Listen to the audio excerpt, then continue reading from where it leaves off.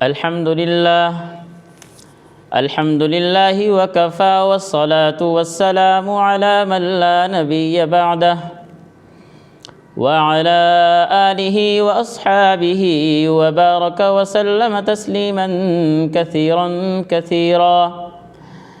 أما بعد فأعوذ بالله من الشيطان الرجيم بسم الله الرحمن الرحيم إن الشيطان لكم عدو فاتخذوه عدوا وقال الله تعالى في مقام آخر وما أبرئ نفسي إن النفس لأمارة بالسوء إلا ما رحم ربي إن ربي غفور رحيم صدق الله العظيم وصدق رسوله النبي الكريم ونحن على ذلك لمن الشاهدين والشاكرين والحمد لله رب العالمين۔ درود شریف پڑھ لیجیے۔ اللہم صلی علی محمد وعلی آل محمد كما صليت على إبراهيم وعلى آل إبراهيم إنك حميد مجيد اللهم بارك على محمد وعلى آل محمد كما باركت على إبراهيم وعلى آل إبراهيم إنك حميد مجيد۔ میرے بھائیو، محترم سامعین حضرات، میں نے آپ حضرات کے سامنے قرآن مقدس کی 2 آیت کریمہ تلاوت کی۔ اللہ رب العزت نے اس انسان کو جس دولت سے نوازا ہے وہ عظیم دولت جس کی آج ہمیں قدر نہیں، لیکن دنیا اور آخرت دونوں کی کامیابی اسی دولت کے اوپر منحصر ہے، اور وہ ہے ایمان والی دولت۔ ایمان کی دولت اتنی عظیم دولت ہے کہ اگر اس دنیا میں رہ کر ہم ایمان کے مطابق زندگی گزاریں، اعمال صالحہ اپنائیں، عبادات کریں اور اللہ رب العزت کے احکامات کی پیروی کرتے ہوئے آپ علیہ الصلاۃ والسلام کے طریقوں پر چلتے ہوئے زندگی گزاریں، تو کل قیامت اللہ کی عدالت میں وہ انسان جس نے اس دنیا میں رہ کر اللہ کے احکامات کو رسول اللہ صلی اللہ علیہ وسلم کے طریقے پر پورا کیا، وہ سرخرو ہوگا اور اس کے لیے جنت کے فیصلے ہوں گے۔ جس کے پاس یہ دولت نہیں، وہ بیچارہ اس دنیا سے بغیر اس دولت کے چلا گیا، چاہے دنیا میں اس نے اچھے اخلاق بھی اپنائے اور کئی اچھے اعمال بھی اس نے کیے ہوں، لیکن اعمال کی جو بنیاد ہے وہ ایمان ہے۔ جب ایمان ہی نہیں تھا تو اس کے اس عمل کا دنیا میں تو اس کو فائدہ ملے گا، آخرت میں کوئی نہیں۔ جتنی یہ عظیم دولت،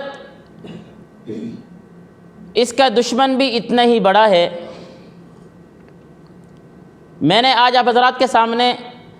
اس عظیم دولت کے دشمن کا ذکر کرنا ہے کہ مسلمان کے 4 دشمن ہیں۔ 2 دشمن وہ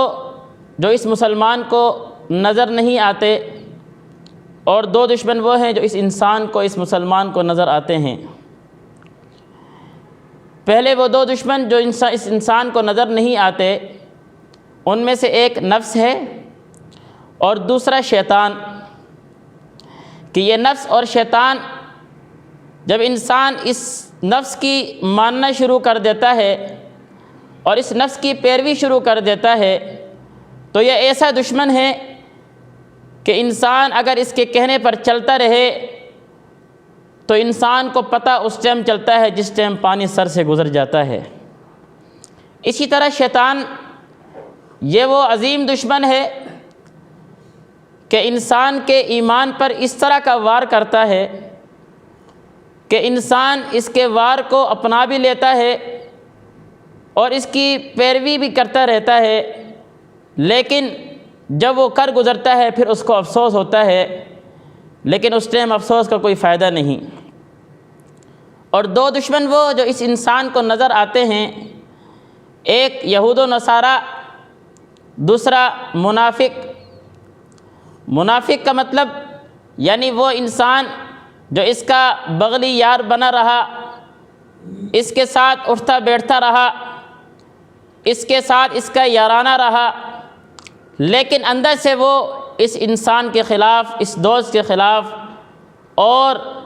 اس کو اندر سے اس طرح کھوکھلا کرتا رہا جس طرح دیمک لکڑی کو کھا جاتی ہے۔ لیکن یہ ظاہری دشمن ہے، انسان اس سے بچنا چاہے تو انسان کو نظر آتا ہے کہ یہ میرے خلاف کارروائی کر رہا ہے، یہ مجھے غلط راستے پر لے جا رہا ہے، یہ میرے خلاف سازش کر رہا ہے، بچنا چاہے بچ سکتا ہے۔ میرا آج کا بیان پہلے دو دشمن کے بارے میں ہے جو اس انسان کو نظر نہیں آتے۔ نفس، ایک نفس امارہ ہوا کرتا ہے جو انسان کو برائی پر، خواہشات پر اور غلط راستے کی طرف لے کر جاتا ہے۔ قرآن مجید میں اس کا ذکر آیا، اس نفس امارہ سے انسان اس وقت بچ سکتا ہے جب اس کی تربیت ہو۔ جب اس انسان اپنے اس نفس کی تربیت کرتا ہے تو یہی نفس جو پہلے اس کو گناہ پر ابھار رہا تھا، یہی نفس جو پہلے اس کو غلط راستے کی طرف لے کے جا رہا تھا، جب اس کی تربیت ہو جاتی ہے تو یہی نفس لوامہ بن جاتا ہے، جس کو نفس مطمئنہ کہتے ہیں۔ پھر یہی نفس اس کو اچھے احکامات پر لے کر آتا ہے، یہی نفس اس کو اللہ تعالیٰ کے احکامات پر چلنے کی ترغیب دیتا ہے، آپ علیہ الصلاۃ کے طریقوں کو پورا کرنے کی ترغیب دیتا ہے۔ اور دوسرا جو نفس ہے، وہ دوسرا جو دشمن ہے وہ ہے شیطان۔ شیطان بھی اس طرح کے وار کرتا ہے کہ انسان کو پتہ نہیں چلتا، اس کے سامنے گناہ کو اتنا اچھا کر کے دکھاتا ہے کہ انسان کہتا ہے کہ بڑی اچھی چیز ہے، فائدے کی چیز ہے۔ کیوں؟ اس لیے کہ اس نے اس دشمن کے وار کو نہیں سمجھا، اس دشمن کو نہیں سمجھا ہے، وہ اس کے جو ظاہری فوائد ہیں ان کو دیکھتا ہے، حقیقت میں وہ فائدہ نہیں ہوتا، وہ نقصان ہوتا ہے جو انسان کو کرنے کے بعد نظر آتا ہے۔ یہ دو دشمن، یہ حقیقتاً اس انسان کی اس عظیم دولت کے دشمن ہیں جس عظیم دولت کی بنیاد پر اس کو دنیا اور آخرت کی کامیابی ملنی ہے۔ اب اس انسان اس دو دشمن سے بچ کس طرح سکتا ہے؟ اس سے اگر بچنا چاہے اور اس کو پہچاننا چاہے تو اس کو پہچاننے کا اور اس سے بچنے کا طریقہ کیا ہے؟ اللہ حضرات کو جزائے خیر عطا فرمائے، اولیاء اللہ، علماء حضرات نے اس پر بڑی محنتیں کی اور ہمیں اس کی پہچان بھی بچائی اور اس سے بچنے کی تدابیر بھی ہمیں بتائی ہیں۔ ایک تدبیر جو ہمیں حدیث رسول اللہ صلی اللہ علیہ وسلم سے ملتی ہے، آپ علیہ الصلاۃ نے ہمیں ایک دعا سکھائی اور اس دعا کے اہتمام کرنے کا حکم دیا، اور اس میں اسی نفس امارہ سے بچنے کا حکم دیا جا رہا ہے۔ وہ دعا یہ، یا حی یا قیوم برحمتک استغیث اصلح لی شأنی کلہ ولا تکلنی الی نفسی طرفۃ عین۔ ترجمہ، اے اللہ، اے وہ حی ذات، اے وہ قیوم ذات، اپنی رحمت میں مجھے ڈھانپ لے، میں تجھ سے تیری رحمت کا سوال کرتا ہوں۔ اصلح لی شأنی کلہ، میری ہر حرکت کی اصلاح فرما، میرے ہر فعل کی اصلاح فرما۔ ولا تکلنی الی نفسی طرفۃ عین، اور مجھے پلک جھپکنے کے برابر بھی مجھے میرے نفس کے حوالے نہ کرنا۔ یا آپ علیہ الصلاۃ نے دعا بتلائی ہے، ہم اس دعا کا اہتمام کریں۔ یہ دعا ہم پڑھتے رہیں، اگر عربی میں نہیں پڑھ سکتے اردو میں مانگ لیں، لیکن اس نفس سے بچنے کی انسان کو دعا مانگنی چاہیے۔ یہ نفس اتنا عظیم دشمن ہے کہ انسان کو اس کے ہدایت والے راستے سے ہٹا کر گمراہی والے راستے پر لے جاتا ہے، اور بسا اوقات انسان اپنی اس عظیم دولت سے بھی محروم ہو جاتا ہے۔ اور دوسرا طریقہ ہمیں بتایا علماء حضرات نے، وہ یہ کہ انسان اللہ رب العزت کی طرف رجوع کرے۔ اس کا طریقہ یہ، آپ کے ذہن میں شیطان نے خیال ڈالا،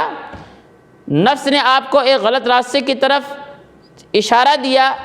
خواہشات، آپ کے جذبات ابھرے، آپ کے ذہن میں ایک برا وسوسہ آیا، آپ اسی وقت اس خیال کو، اس سوچ کو اپنے ذہن سے نکالیں اور اللہ کی طرف اپنی سوچ لے جائیں کہ وہ اللہ جس نے مجھے پیدا کیا، جس نے مجھے کھلایا، مجھے بڑا کیا، مجھے دنیا کی ہر نعمت وہ دے رہا ہے، میں اگر اس نفس امارہ اور شیطان کی بات کو مانوں گا تو میرا اللہ مجھ سے ناراض ہو جائے گا۔ یعنی گناہ کے وسوسے کو نکال کر اللہ کی طرف اپنا ذہن لے جانا، اللہ کی بات اپنے دل میں لے آنا، اللہ کی عظمت، اللہ کا وقار اپنے دل میں بٹھانا، اس کی وجہ سے انسان اس نفس اور شیطان والے دشمن سے بچ سکتا ہے۔ اور تیسرا طریقہ جو ہمیں اولیاء اللہ نے بتایا ہے وہ یہ کہ ہم نیک لوگوں کی صحبت میں بیٹھیں،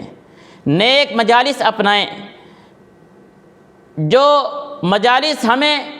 اللہ اور رسول اللہ صلی اللہ علیہ وسلم کے قریب کریں، ہم ان مجالس میں جا کر بیٹھیں،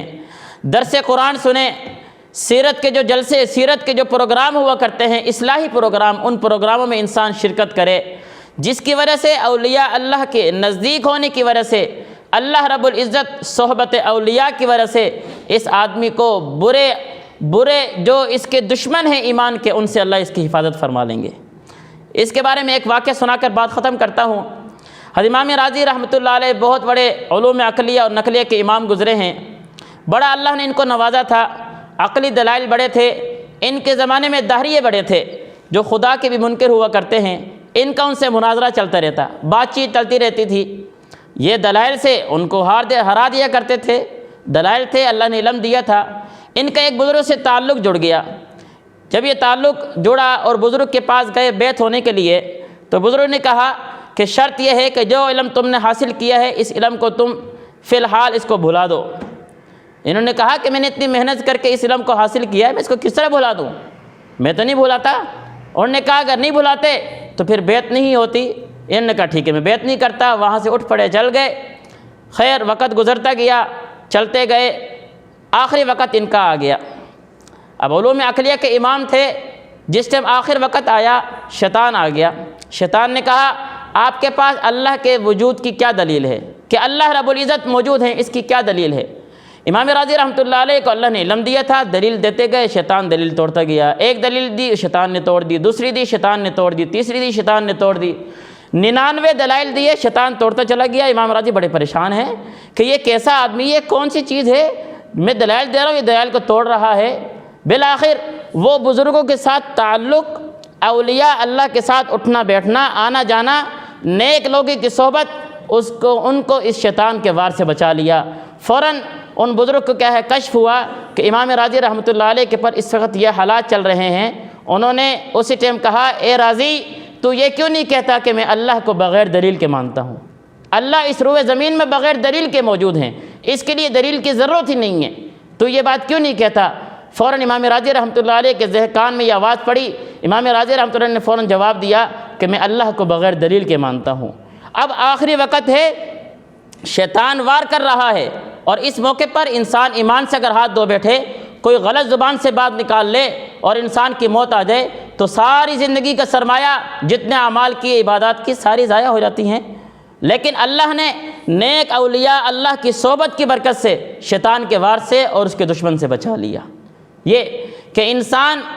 کوشش کرتا رہے کہ نیک لوگوں کی صحبت میں بیٹھے، اولیاء اللہ کی مجالس اپنائے، اس کی وجہ سے اللہ رب العزت اس نفس امارہ جو انسان کا باطنی دشمن ہے، جو پتہ نہیں چلتا،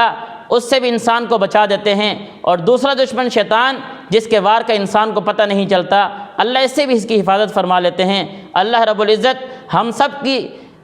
جو اس انسان کے ایمان کے دشمن ہیں، چاہے وہ ظاہری ہوں یا باطنی ہوں، اللہ حفاظت فرمائے، جو کچھ کہا گیا اس پر عمل کی توفیق نصیب فرمائے۔ وآخر دعوانا الحمدللہ رب العالمین۔